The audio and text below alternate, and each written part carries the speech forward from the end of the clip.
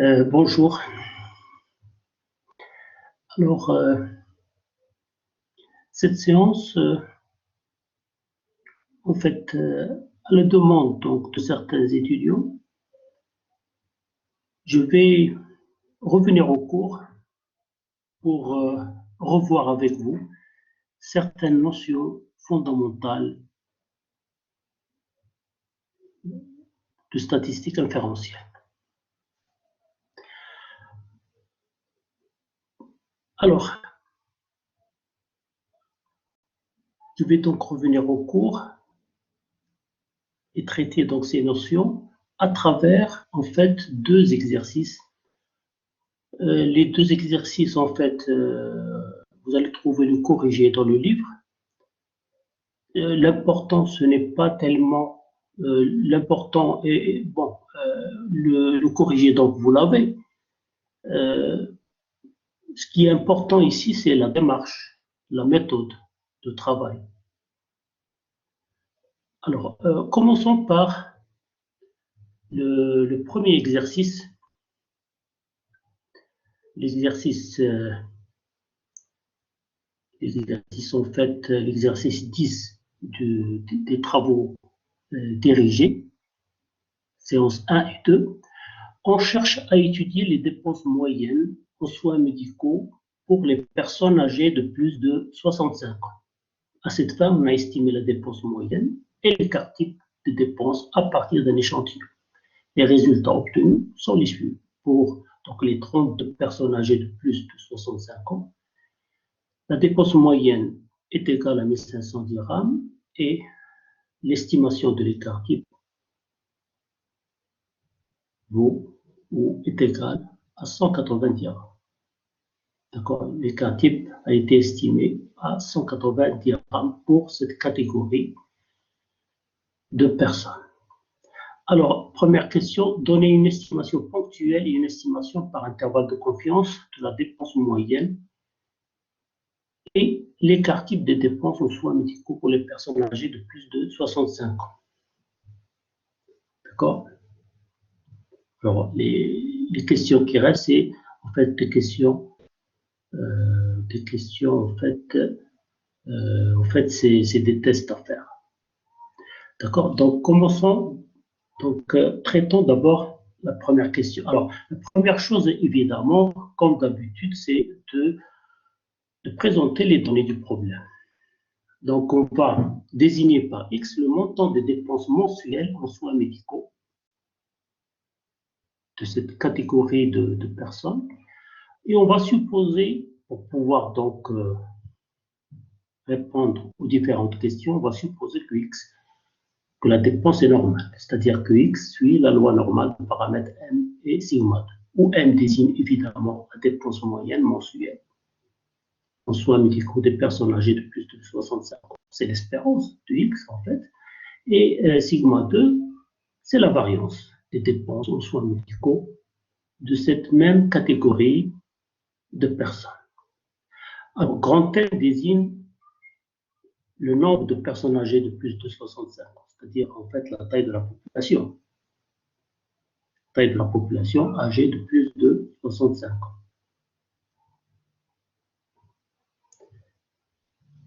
Population donc de personnes âgées de plus de 65 ans. À partir donc d'un échantillon, les résultats suivants ont été obtenus.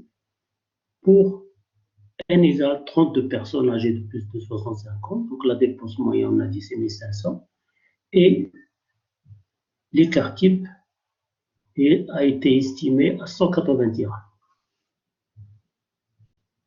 D'accord? Alors, première question, donc estimation ponctuelle et estimation par intervalle de confiance de la dépense moyenne. Donc, pour l'estimation ponctuelle de la dépense moyenne en soins médicaux pour les personnes âgées de plus de 65 ans, cette estimation ponctuelle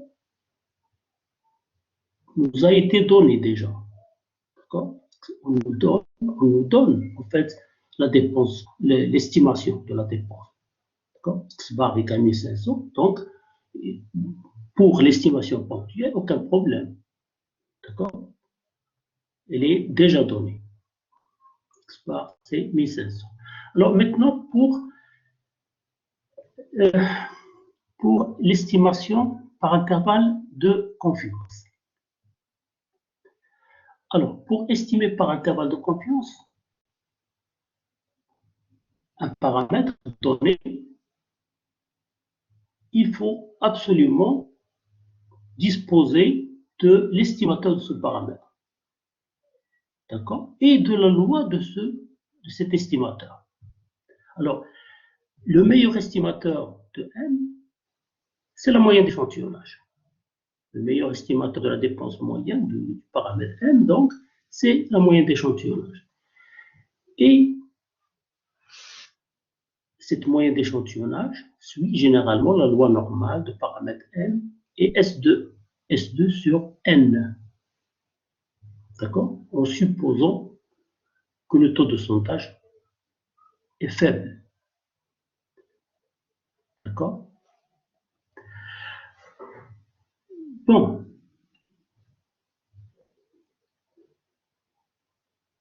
J'ai l'estimateur, le paramètre qui m'intéresse, j'ai sa loi.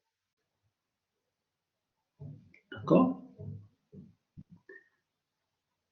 Je peux maintenant commencer à estimer par intervalle de confiance le paramètre en question. Alors juste une question. Pour ce qui est, pourquoi j'ai supposé un faible taux de sondage? Parce que, comme vous le savez,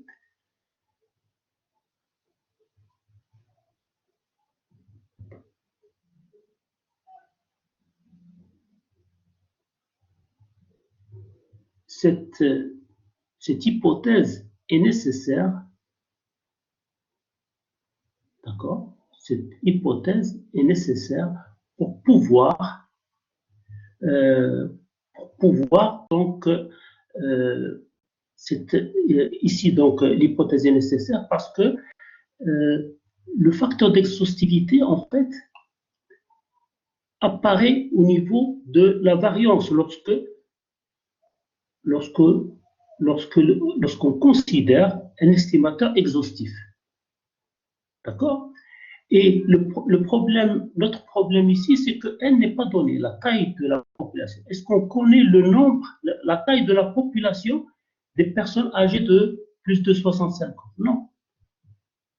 D'accord? Donc, on est obligé de supposer un faible taux de sondage.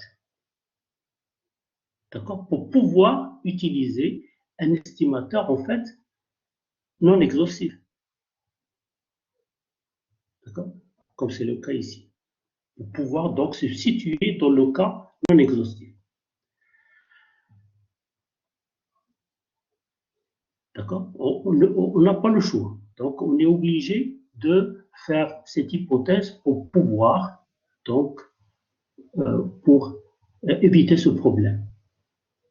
D'accord? Alors, donc, l'estimateur du paramètre que j'ai utilisé, en fait, c'est un estimateur non exhaustif du paramètre. Alors, maintenant, je vais revenir tout à l'heure sur le choix entre, en fait, estimateur exhaustif et estimateur exhaustif et estimateur non exhaustif. D'accord? Alors, restons dans la démarche pour estimer par intervalle de confiance. Alors, à partir de là, donc, j'ai le paramètre, j'ai donc l'estimateur, j'ai la loi de l'estimateur, d'accord? Mais l'écart type est inconnu. Donc, à partir de là, comme indiqué dans le cours, d'accord, je dois considérer la variable centrée réduite pour pouvoir donc estimer par intervalle de confiance. Alors, la variable centrée réduite, en fait, d'accord, cette variable centrée réduite suit la loi de Student parce que j'ai remplacé l'écart type par l'estimateur, en fait, de l'écart type. D'accord? Donc, le rapport ici, j'ai une normale, une variable normale en numérateur sur la racine carrée d'une qui 2, divisé par le nombre de degrés de liberté, comme démontré dans le cours. D'accord? Donc, j'ai bien une variable de student à n-1 degré de liberté. Et cette variable, cette loi de student, je peux la remplacer dans ce cas par la loi normale, puisque n est, puisque le nombre de degrés de liberté est supérieur ou égal à 30. D'accord? Alors,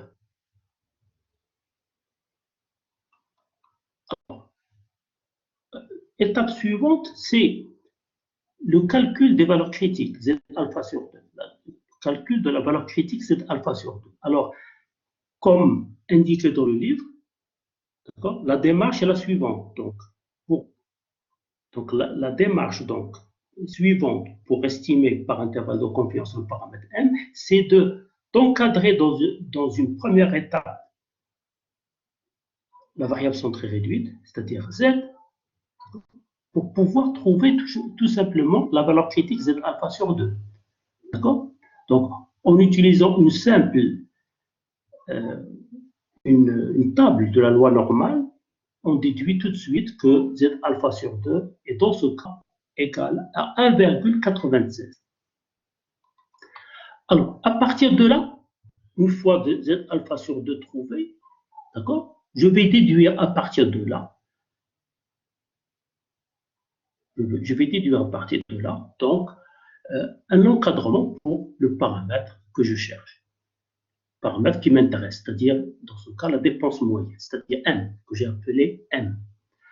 Alors, dans un échantillon maintenant particulier, l'estimateur de la moyenne va prendre cette valeur particulière, 1500. D'accord? Z alpha sur 2, je l'ai calculé, je l'ai déterminé tout à l'heure. D'accord? Et S, en fait, l'estimateur de l'écart-type va prendre cette valeur particulière, 180. D'accord? 180 ira. Et N, pour nous, c'est 32.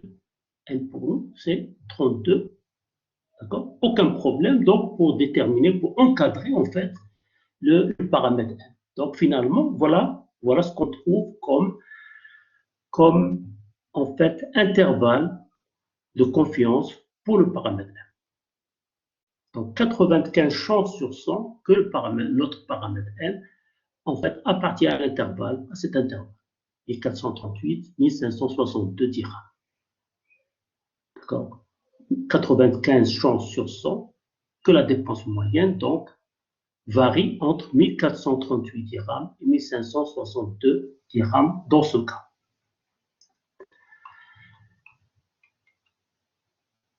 Alors, donc voilà donc pour ce qui est de l'encadrement de l'estimation ponctuelle et de l'estimation par intervalle de confiance du paramètre N. Alors maintenant, pour ce qui est maintenant de l'estimation de l'écart-type. D'accord? Pour l'estimation ponctuelle, là encore, l'estimation ponctuelle de l'écart-type, aucun problème. Elle est déjà donnée, c'est S égale 180 dirhams. Donc pour l'estimation ponctuelle, pas de problème. D'accord? Alors maintenant, pour l'estimation par intervalle de confiance. Alors, là encore, donc, là encore, on a donc supposé un taux de sondage faible pour pouvoir utiliser un estimateur non exhaustif, pour pouvoir donc se situer dans le cas non exhaustif. Alors, dans le cours, on a vu donc des estimateurs, on a pu construire des estimateurs exhaustifs et des estimateurs non exhaustifs. Et on a vu dans le cours également que les estimateurs exhaustifs sont toujours meilleurs que les estimateurs non exhaustifs. D'accord? L'estimateur exhaustif de la variance, d'accord? L'estimateur exhaustif de la variance, d'accord? Le meilleur estimateur, en fait, exhaustif de la variance, c'est S de n seconde, ce qu'on a appelé S de n seconde, c'est-à-dire quasi-variance multipliée par N-1 sur grand N. D'accord? Alors, pourquoi les estimateurs exhaustifs sont meilleurs que les estimateurs non exhaustifs? D'accord? Tout simplement parce que ces estimateurs sont plus efficaces. D'accord?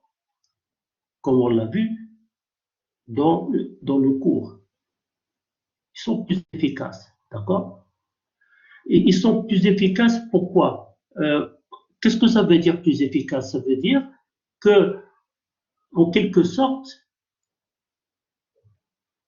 l'erreur d'estimation, si on utilise donc un estimateur exhaustif, on réduit du même coup l'erreur d'estimation. En fait, c'est l'erreur quadratique moyenne qu'on réduit, en fait. D'accord? D'accord? Donc, l'erreur d'estimation,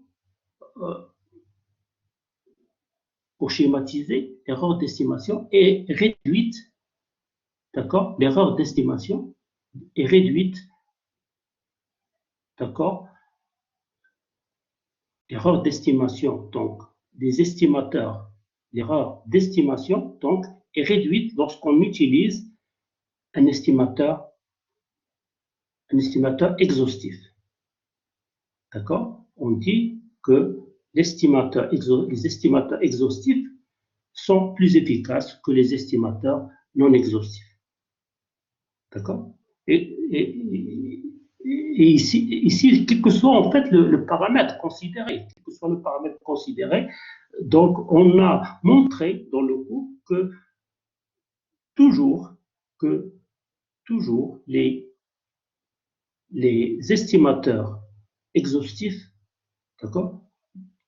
Les estimateurs exhaustifs restent toujours plus efficaces que les estimateurs non exhaustifs. D'accord? Alors, le problème, c'est que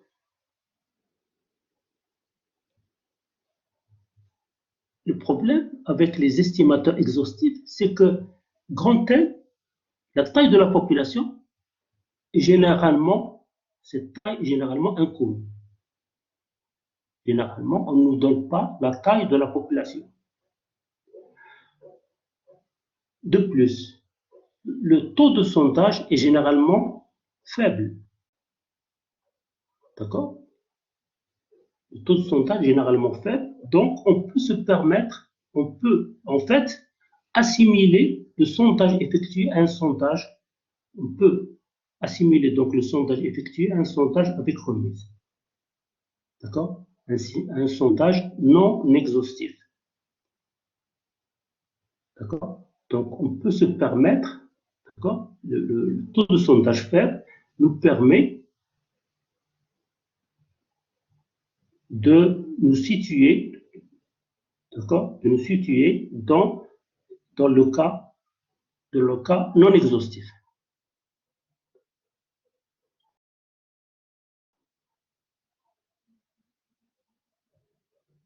D'accord? Alors, qu'est-ce que ça veut dire sondage? Qu'est-ce que ça veut dire taux de sondage faible? D'accord? Ça veut dire tout simplement que lorsque la taille de la population est très faible et négligeable devant grand N, peu importe le mode de tirage. D'accord? Qu'on procède par tirage avec remise ou par tirage sans remise, peu importe. D'accord? Si vous voulez, le résultat est pratiquement le même, quel que soit quel que soit le mode de tirage utilisé. D'accord? Donc, lorsque le taux de sondage est faible, donc on peut peut très bien assimiler, on peut considérer le sondage effectué comme un sondage avec remise et par conséquent, on peut se permettre d'utiliser les estimateurs non exhaustifs. Alors, vous voyez, c'est-à-dire en plus, j'ai, si vous voulez, un estimateur moins lourd, si vous voulez, que l'estimateur exhaustif. D'accord? Mais ce n'est pas la raison fondamentale. D'accord? La raison essentielle, c'est que les deux principales raisons, c'est que N, la taille de la population, est généralement inconnue, d'une part, et le taux de sondage est généralement faible. Donc, on peut se permettre donc d'utiliser on peut considérer, donc on peut se permettre donc d'utiliser dans ce cas les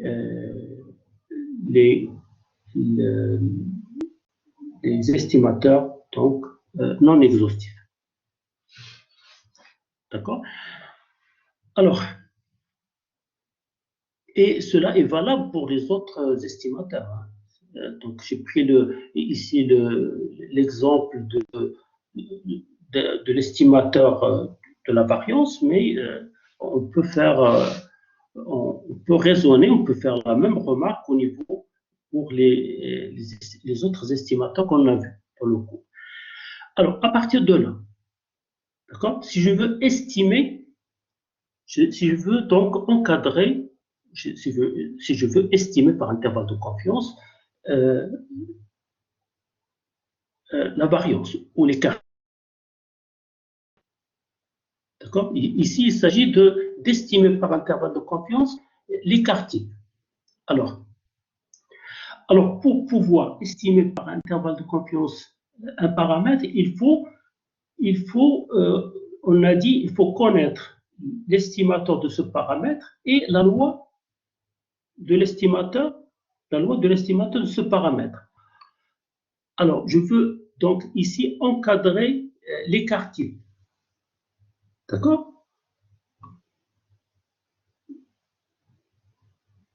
Je vais utiliser, je vais d'abord encadrer en fait la variance et à partir d'un encadrement de la variance, déduire un encadrement pour l'écart type. Parce que je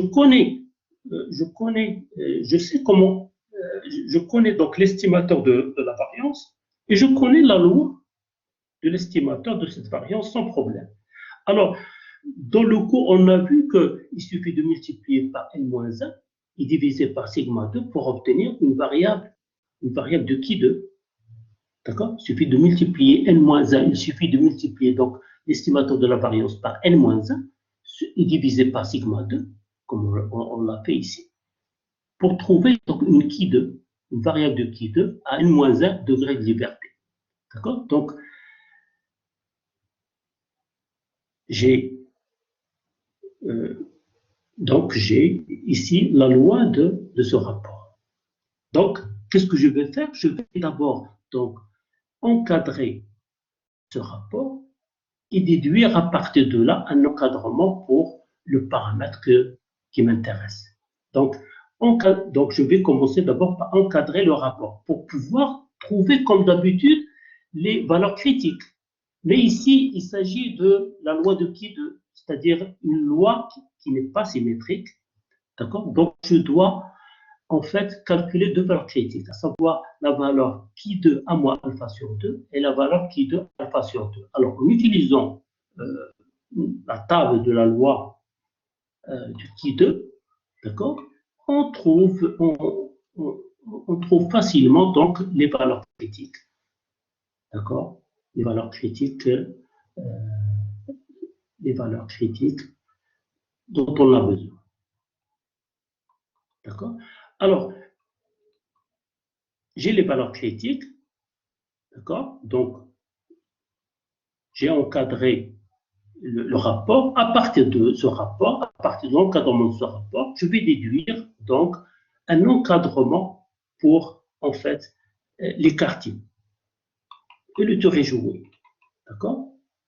J'ai un encadrement pour les quartiers. Maintenant, ce n'est pas terminé. Dernière phase,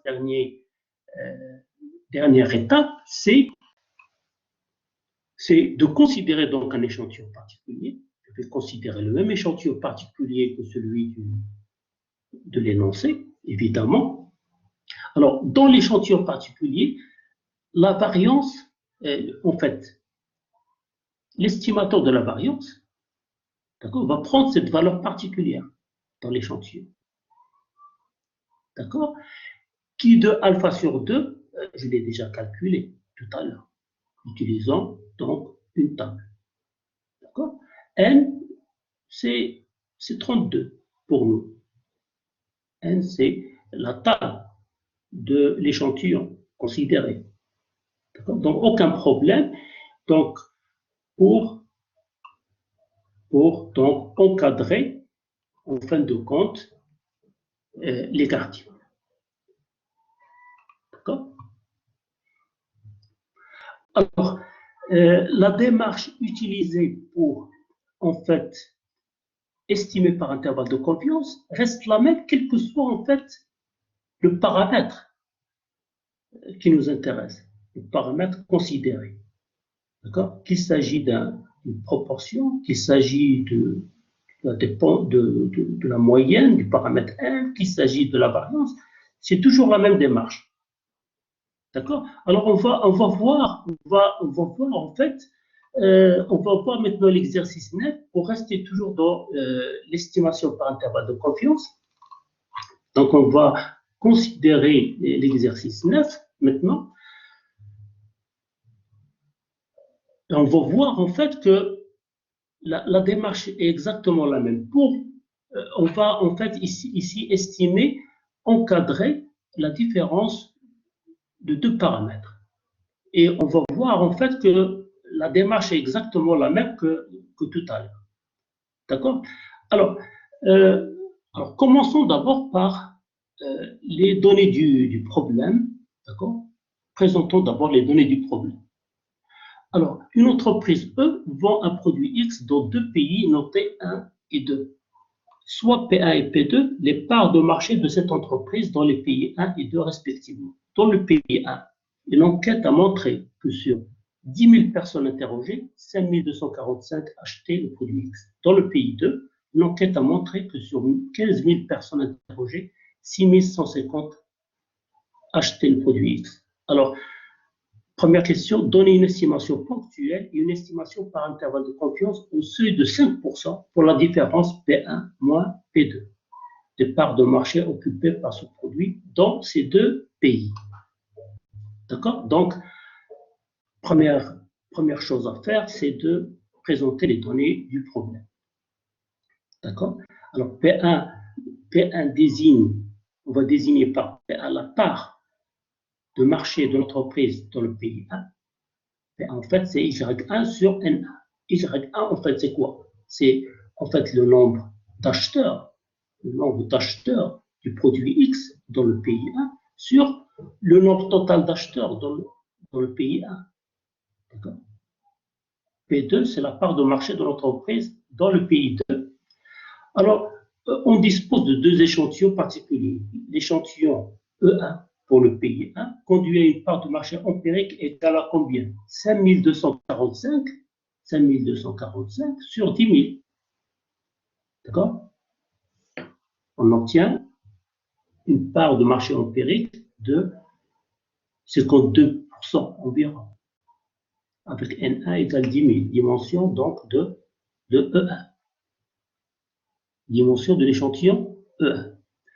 Alors, l'échantillon E2 pour le pays 2 conduit à une part de marché empirique égale à F2. F2, c'est en fait 150 sur 15 000. D'accord? Soit une part de marché de 41%. Avec N2 égale 15 000. Alors, on va désigner par P1 un estimateur de la part de, en fait, oui, un estimateur de la part de marché P1 dans le pays 1. Alors, Pn1 suit généralement la loi normale du paramètre P1 et racine de P1 moins P1 sur N1, comme on l'a vu dans le cours. Ça, c'est la variance, et Q sur N, donc, de façon générale. Donc, à partir de là, je peux déduire la variable centrée réduite, qui suit la loi normale. La loi normale centrée réduite. Et soit N2, un estimateur de la part de marché P2 dans le Pn2, d'accord, suit généralement la loi normale P2, racine de P2 à moins P sur 2. Donc, à partir de là, sur N2, donc, à partir de là, je peux déduire, là encore, la variable centrée réduite. Alors, ce qui m'intéresse ici, en fait, c'est la différence des paramètres, c'est-à-dire la différence P1 moins P2. Alors, pour pouvoir encadrer, donc, pour pouvoir estimer par intervalle de confiance la différence, je dois connaître l'estimateur de cette différence. Alors, l'estimateur de cette différence, c'est tout simplement la différence des estimateurs. D'accord? Alors, les deux échantillons étant indépendants, l'estimateur de la différence suit également la loi normale. D'accord? L'espérance P1 moins P2, ça c'est l'espérance, donc, la différence des estimateurs, c'est P1 moins P2, et la variance, c'est la variance donc de Pn1 moins Pn2, qui n'est autre que la somme des variances. D'accord? Voilà, donc, c'est en fait la variance d'une différence de variables aléatoires. Une différence de variables aléatoires, c'est la somme des variances. La variance d'une différence de variables, d'accord, c'est la somme des variances. Donc, vous pouvez revenir évidemment à votre cours de calcul des probabilités dans ce cas, si vous avez des problèmes à ce niveau. Alors maintenant, à partir donc de la loi de l'estimateur, à partir de l'estimateur et de sa loi, je peux déterminer la variable centrée réduite. D'accord? Donc, vous voyez que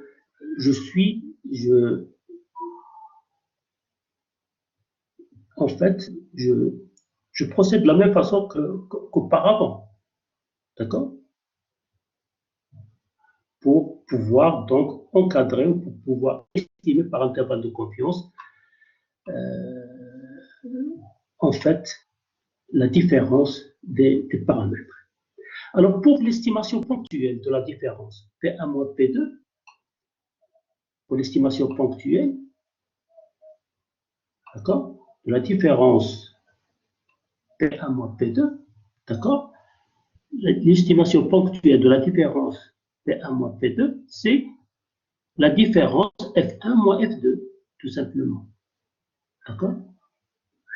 P1 estimé par F1 et P2 est estimé par F2.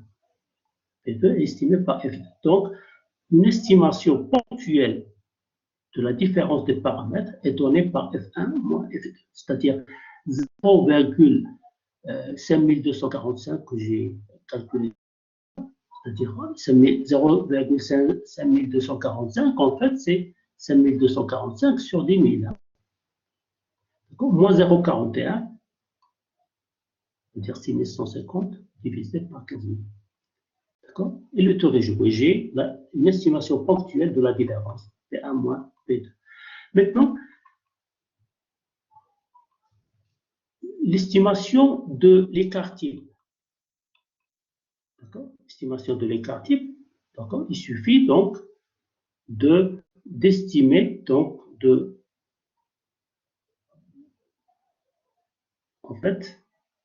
d'estimer P1 par F1 et P2 par F2. D'accord? N1 et N2 étant donnés. et le tour est joué, j'ai une estimation de l'écart type de la différence des estimateurs. Alors, maintenant, pour l'intervalle de confiance, pour donc maintenant encadrer. Donc, la deuxième partie de la question consiste à encadrer ou à estimer par intervalle de confiance, la différence des estimateurs. Estimer par intervalle de confiance P1 moins P2. D'accord? Maintenant, donc, il s'agit d'estimer par intervalle de confiance la différence P1 moins P2. Alors, pour estimer par intervalle de confiance la différence des paramètres, je dois considérer l'estimateur de cette différence, c'est-à-dire la différence des estimateurs. D'accord? Alors, la différence des estimateurs, on a dit, suit la loi normale. D'accord? Donc, la première chose à faire, c'est d'encadrer Z d'abord, la variable centrée réduite de tout à l'heure, c'est-à-dire cette variable, d'accord? Pour trouver la valeur critique, c'est alpha sur 2. D'accord? Ensuite, déduire à partir de là, d'accord, un encadrement pour P1 moins P2, pour la différence, donc P1 moins P2, en remplaçant Z par son expression, d'accord?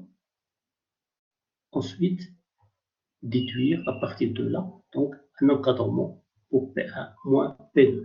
Maintenant, la différence des estimateurs va prendre avec les deux échantillons particuliers cette valeur particulière, F1 moins F2. Z alpha sur 2, elle a été déjà calculée. Et j'ai ici l'estimation de l'écart type de la différence des estimateurs que j'ai calculé tout à l'heure. Et le tour est joué. Donc, F1 moins F2, c'est 0,5245 moins 0,41. Z alpha sur 2, j'ai ici en fait l'estimation de l'écart type de la différence des estimateurs. D'accord? Et le tour est joué. J'ai tous les éléments donc pour encadrer finalement la différence des paramètres. Donc, on peut dire comme interprétation, on peut donner comme interprétation l'interprétation suivante.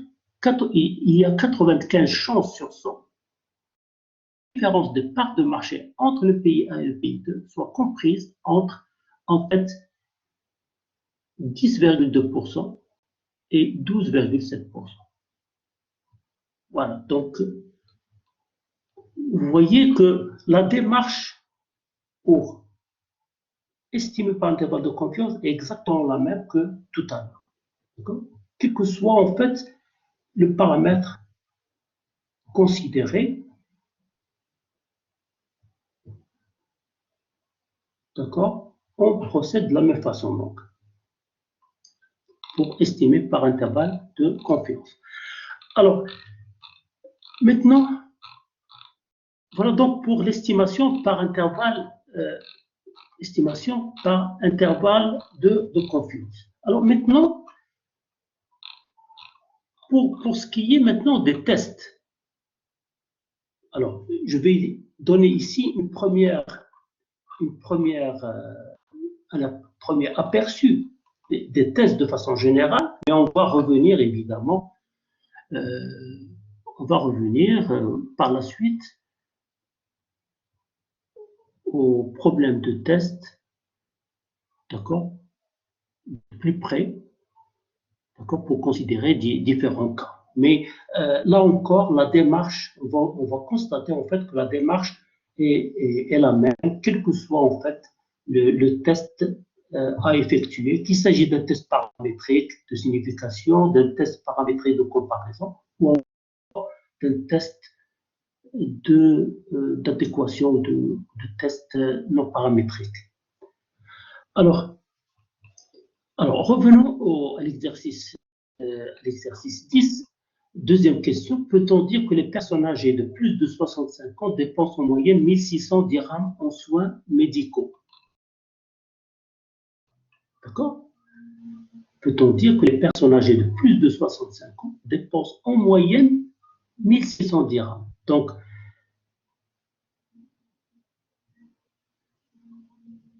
il s'agit d'un test paramétrique de signification.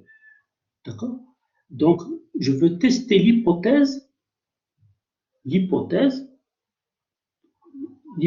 donc que les personnes âgées de plus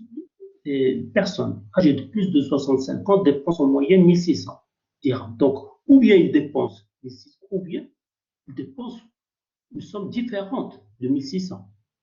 D'accord? Donc, vous voyez ici qu'il s'agit d'un test en fait bilatéral. Je teste l'hypothèse nue que la dépense moyenne égale 1600 contre l'hypothèse alternative que la dépense moyenne est différente de 1600. Donc, il s'agit d'un test bilatéral. Je teste l'hypothèse nue contre l'hypothèse de différence. Alors, pour procéder à un test donc, de signification, d'accord, il faut, dans une première étape, en fait, fixer le risque alpha. D'accord? Le risque alpha est généralement fixé à 5%. D'accord? Ensuite, en fait, déterminer ou calculer la fonction discriminante du test. Et cette fonction discriminante, en fait, est construite à partir de l'estimateur du paramètre sur lequel porte le test. Alors, le paramètre sur lequel porte le test, en fait, c'est le paramètre M. Donc, je dois connaître l'estimateur, je dois considérer l'estimateur de ce paramètre. D'accord?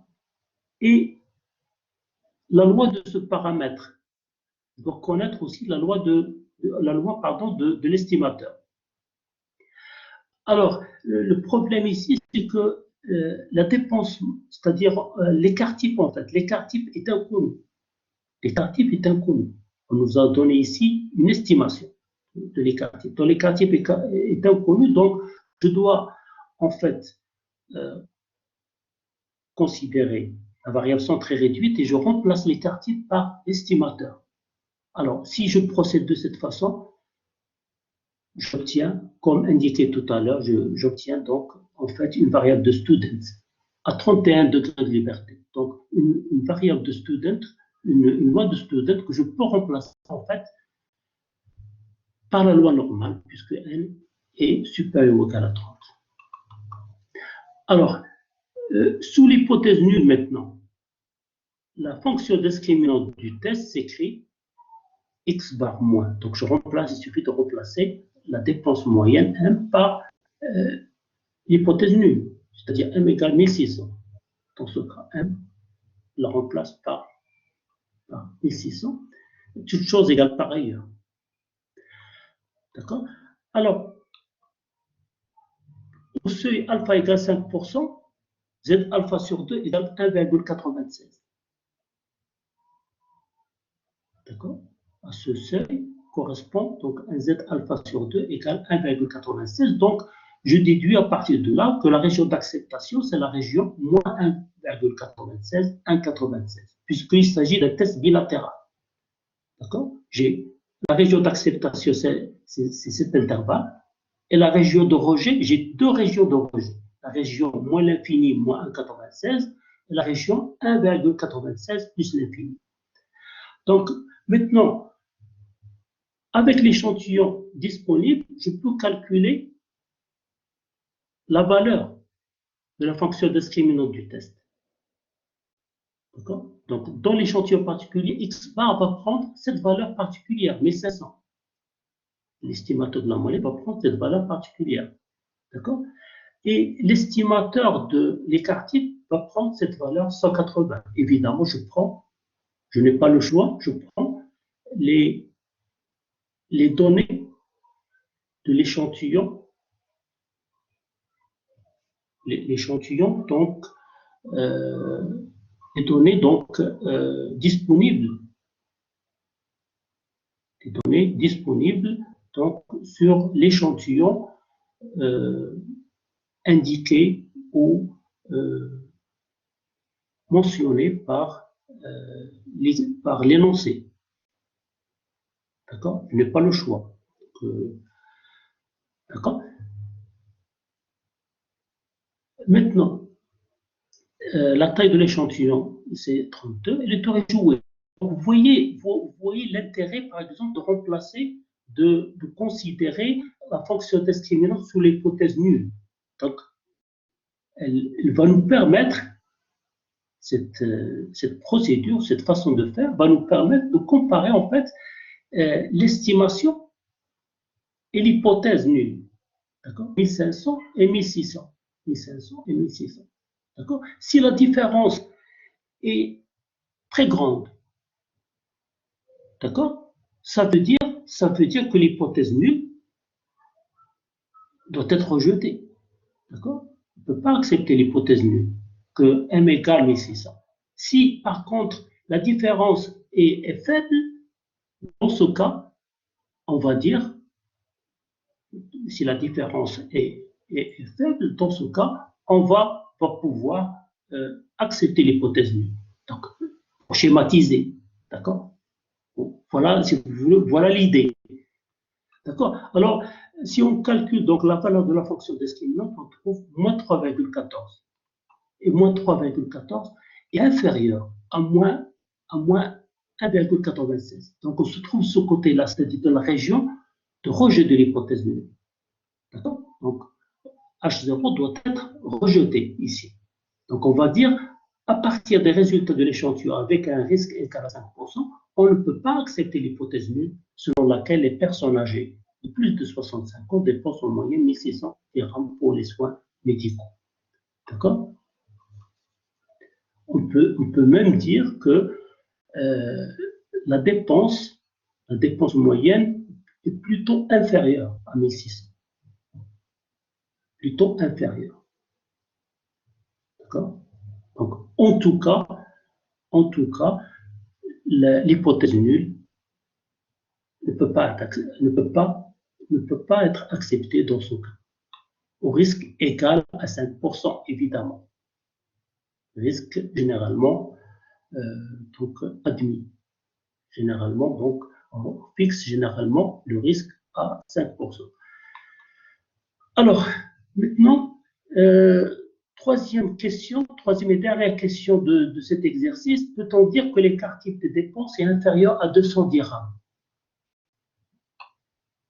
D'accord? Donc, on nous donne l'hypothèse alternative. Hein. Donc, pour la première étape d'un test, c'est de formuler le test. D'accord? Et on formule le test à partir donc de la question. La question est la suivante. Peut-on dire que l'écart type des dépenses est inférieur à 200 dirhams? Donc, l'hypothèse alternative, c'est écart type inférieur à 200. Alors, pour la même raison que tout à l'heure,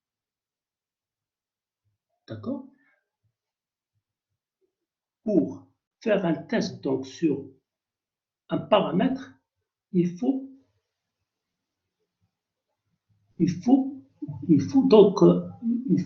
disposer de l'estimateur et de la loi de l'estimateur. D'accord? Alors, pour ce qui est de l'écart type,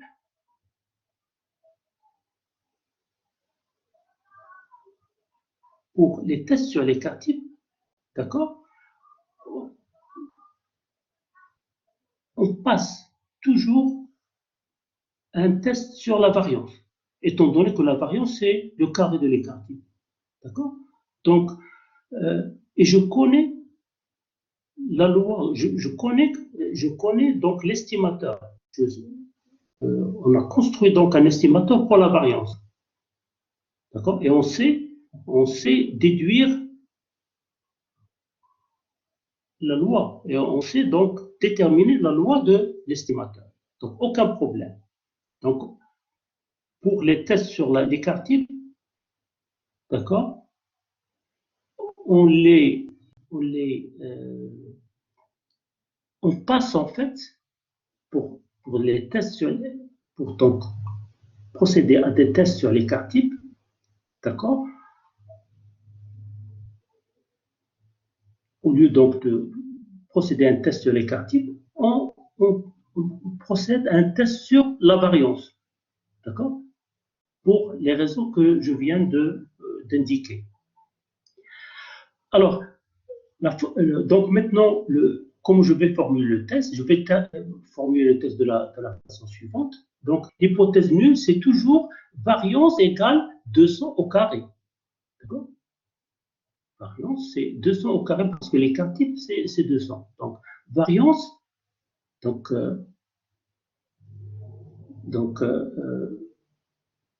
l'écart type, d'accord? Donc, l'hypothèse nulle, ça serait écart type égale 200, c'est-à-dire variance égale 200 au carré. Voilà exactement comment il faut donc formuler l'hypothèse nulle. Maintenant, l'hypothèse alternative, c'est écart type inférieur à 200 ou encore variance inférieure à 200 au carré, c'est-à-dire 40 000. D'accord? Voilà, donc voilà pour la première étape du test. Deuxième étape, détermination de alpha. Donc je vais fixer alpha, à 5% comme d'habitude. On ne nous donne pas alpha, donc si on nous donne peut-être alpha, non, on ne nous donne pas alpha, le risque alpha, donc on va prendre alpha égale 5%. Alors, troisième étape, la fonction discriminante du test maintenant. D'accord? Elle est construite toujours à partir de l'estimateur, du paramètre qui nous intéresse. Le meilleur estimateur, il faut utiliser évidemment le meilleur estimateur du paramètre. D'accord? Alors,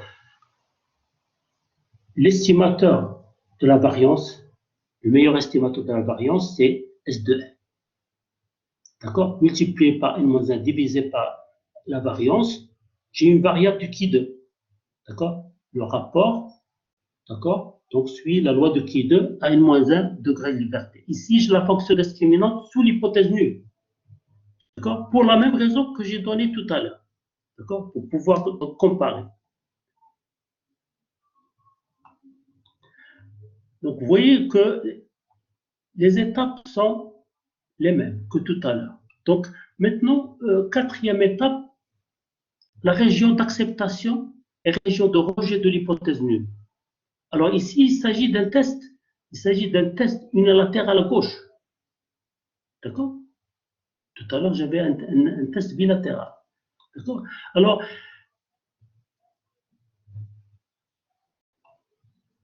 un test unilatéral à gauche, donc pour un test unilatéral à gauche, je dois en fait déterminer une seule valeur critique.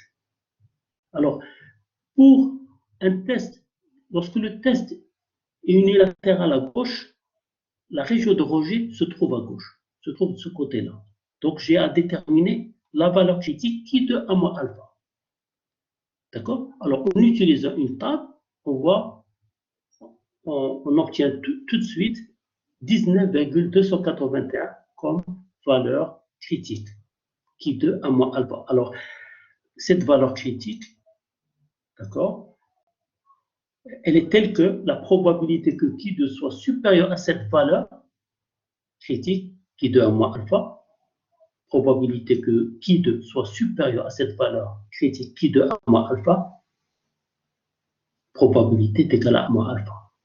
Donc, là encore, cette valeur critique n'est pas, si vous voulez,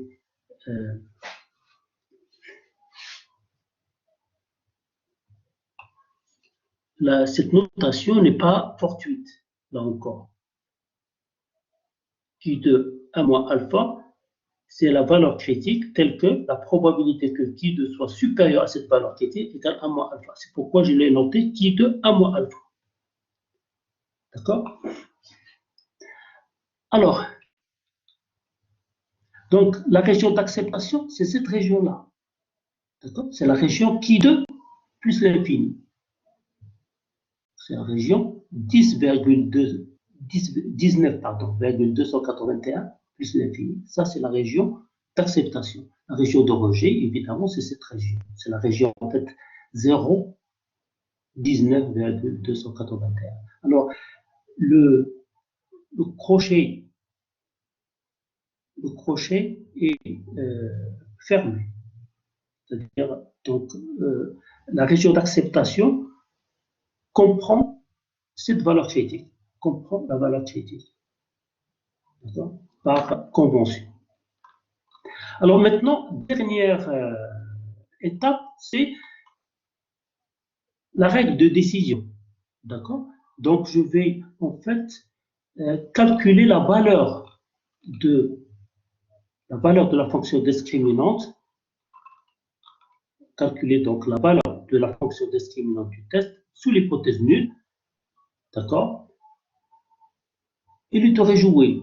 Je vais obtenir en général n-1 petit s au carré sur sigma de 0. D'accord? Et je vais comparer donc cette valeur, la valeur de la fonction discriminante du test à la valeur critique. Alors, calculons la valeur de la fonction discriminante du test. On va trouver donc n pour nous, c'est 32. 32 moins 1, c'est 31. S, c'est 180. D'accord? Maintenant, ça, c'est la valeur, en fait. J'ai ici la valeur, on a dit, la valeur de la fonction discriminante du test sous l'hypothèse nulle, que la variance égale 40 000. D'accord? Alors, si vous calculez donc la valeur de la fonction discriminante du test sous l'hypothèse nulle, vous allez trouver 25,11, c'est-à-dire une valeur supérieure à la valeur critique. Donc, on se trouve dans la région d'acceptation de l'hypothèse nulle. Par conséquent, on doit accepter l'hypothèse nulle. L'hypothèse, donc, que la variance égale 40 000, c'est-à-dire que l'écart type égale 210 grammes. On doit accepter l'hypothèse que l'écart type des dépenses, on doit accepter donc l'hypothèse que l'écart type soit égal à 210 dirhams, avec un risque d'erreur égal à 5%, évidemment.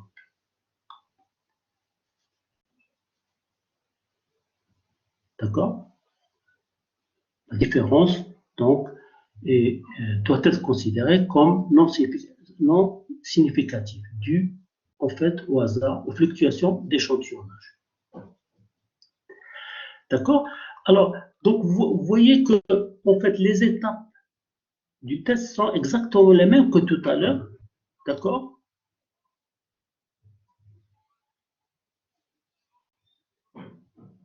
Les différentes étapes sont les mêmes. D'accord? Juste le type de test à effectuer qui est différent. D'accord? Le paramètre sur lequel porte le test peut être différent également, etc. D'accord? Mais la démarche est la même. La démarche, on procède de la même façon. Alors, on va voir en fait que la démarche est la même lorsqu'il s'agit par exemple de comparer deux paramètres. Alors, passons maintenant à l'exercice 9, deuxième question. Exercice 9, deuxième question. Donc, il s'agit ici, exercice 9, donc, deuxième question, P1 est-elle significativement différente de P2? Donc, rappelez-vous qu'il s'agit en fait de comparer les parts de marché d'une entreprise dans deux pays différents. D'accord? Donc, il s'agit d'un test de comparaison de deux proportions. D'accord? Alors, dans ce cas, on considère toujours deux échantillons indépendants. Les deux échantillons doivent être indépendants, E1 et E2, dimensions respectives N1 et N2. Et on considère évidemment un caractère qualitatif ici.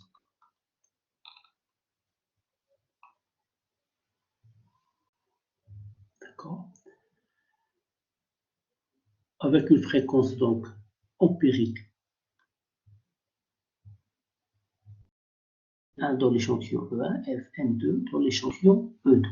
N1 et N2 doivent être suffisamment grandes, évidemment, afin de pouvoir remplacer la loi binomiale par une normale, par loi normale. Alors, la deuxième question donc consiste à comparer P1 et P2. P1 est-elle significativement différent de P2? D'accord? Voilà la question. Alors, il s'agit donc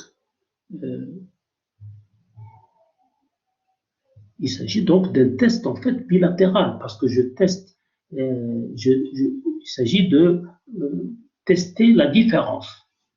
Je teste la différence, d'accord? Je teste l'hypothèse de différence contre l'hypothèse d'égalité, comme d'habitude. Donc, je teste l'hypothèse nulle, c'est l'hypothèse d'égalité, d'accord? Contre l'hypothèse de différence, évidemment. Alors, toujours, donc, formuler donc, le test à partir de la question. D'accord? Alors, l'hypothèse nulle. L'hypothèse nulle, c'est l'hypothèse d'égalité. À partir de cette hypothèse, je peux encore écrire l'hypothèse nulle de cette façon. P1 moins P2 égale 0. L'hypothèse de différence, d'accord, je peux encore l'écrire P1 moins P2 différente, donc P1 moins P2, différente de 0. Deuxième étape, fixer alpha, comme d'habitude. Alpha, donc on ne nous la donne pas, donc je vais la fixer à 5% comme d'habitude. Alors, troisième étape, la fonction discriminante du test est donnée par Z. Donc, je dois construire la fonction discriminante du test à partir donc de l'estimateur du paramètre qui m'intéresse. Ici, en fait, je m'intéresse en fait la différence des paramètres, P1 moins P2. Voilà, le test porte sur la différence, P1 moins P2. Donc, je dois considérer l'estimateur de la différence, c'est-à-dire la différence des estimateurs. D'accord? Comme on l'a vu auparavant, cette différence d'estimateur suit la loi normale du paramètre P1 moins P2 et racine carrée de la variance. À partir de là, je peux déduire donc la variable centrée réduite.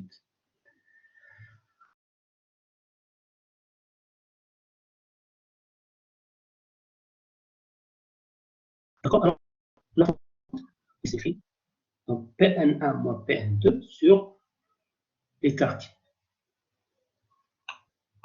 D'accord? Alors, l'étape suivante consiste en fait à déterminer la région d'acceptation et la région de rejet. D'accord? Alors, la région, il s'agit d'un test bilatéral, donc la région d'acceptation, c'est la région en fait moins 1,96. Donc, à alpha égale 5% correspond évidemment une valeur critique, Z alpha sur 2 égale 1,96. D'accord? Par conséquent, puisqu'il s'agit d'un test bilatéral, d'accord?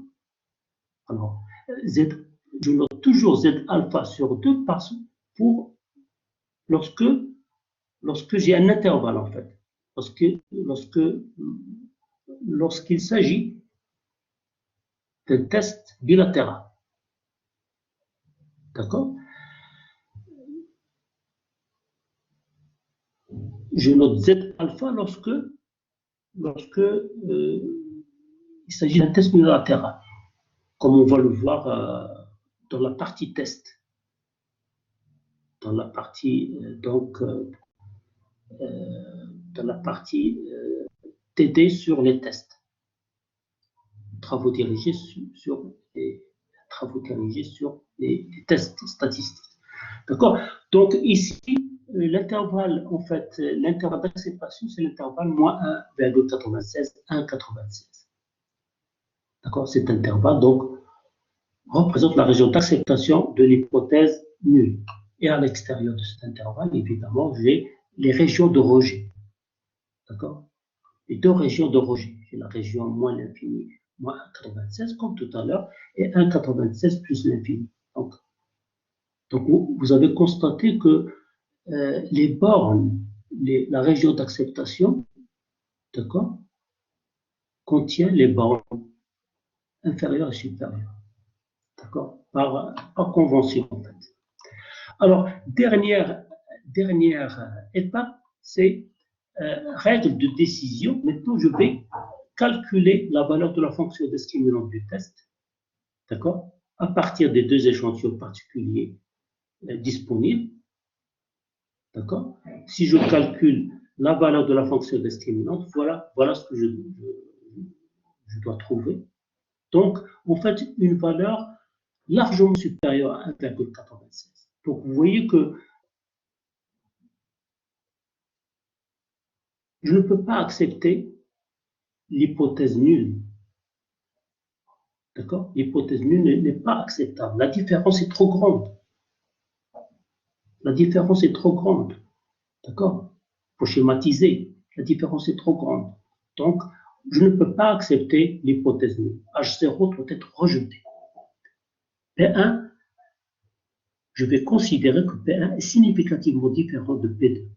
P1 est probablement, de plus, P1 est probablement supérieur à P2. D'accord? Alors, ce que vous avez constaté, ce que vous devez constater, c'est que la démarche pour estimer par intervalle de confiance ou pour effectuer les tests est exactement la même. D'accord?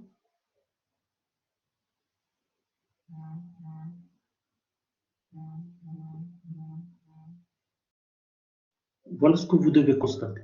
Donc, on va revenir évidemment dans la partie, donc, comme annoncé tout à l'heure, dans la partie travaux dirigés, on va revenir sur les tests